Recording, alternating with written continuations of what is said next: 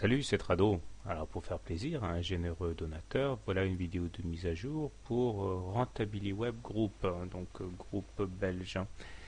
Alors nous avons une situation sur l'hebdomadaire qui est assez prometteuse. Ici, chaque bougie correspond à une semaine de cotation et nous voyons que nous avons connu une hausse fulgurante entre le 19 juillet et le 1er novembre qui a amené le cours à passer de 6 à 10 euros, et de manière totalement naturelle nous sommes en train de consolider. D'ailleurs, si on trace les Fibonacci sur la précédente vague de hausse, on voit que nous avons résisté à chaque fois que les 23,6% de retracement de Fibonacci étaient attaqués.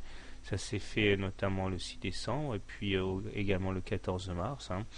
Et on voit que chaque attaque baissière s'accompagne par un ramassage en règle, et ça se repère par la longueur des mèches basses qui sont longues par rapport aux mèches hautes et qui montrent que les plus basses sont systématiquement rachetées.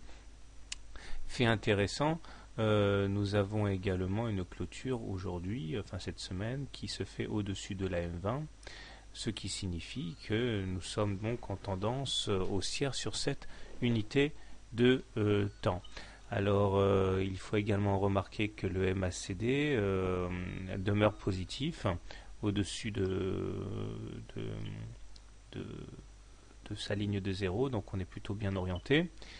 Même s'il faudrait que le MACD passe au-dessus de son signal pour avoir une belle impulsion haussière, ce que fait le stochastique avec un petit peu d'avance là, et le momentum également est positif. Donc à part le MACD qui a un profil plutôt un profil bas, le stochastique et le minimum et le momentum sont dans une bonne configuration. On est soutenu également à moyen terme par une petite oblique noire ici qui pourrait servir de support. Dernière chose, la fourchette d'Andrews noire que j'ai tracée fait peser une épée de Damoclès qui serait le retour sur la médiane ici, c'est-à-dire aller chercher les 8,60 par là, et c'est ce qui se passera sans doute si les résultats attendus en fin de mois ne sont pas bons.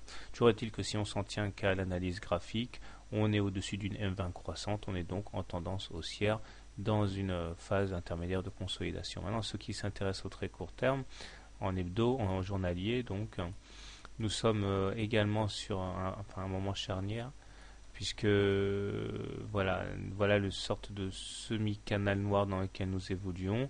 Là aussi il y a du mouvement, puisque le MACD est positif au-dessus de son signal, le stochastique est supérieur à 80, donc en zone de surachat, le momentum est supérieur à 0, donc les indicateurs techniques sont très bien orientés, mais ce qui m'intéresse le plus, c'est le fait que nous avons ici marqué une troisième séance au-dessus de la Bollinger supérieure, et c'est-à-dire un T3 en termes techniques, 1, 2, 3.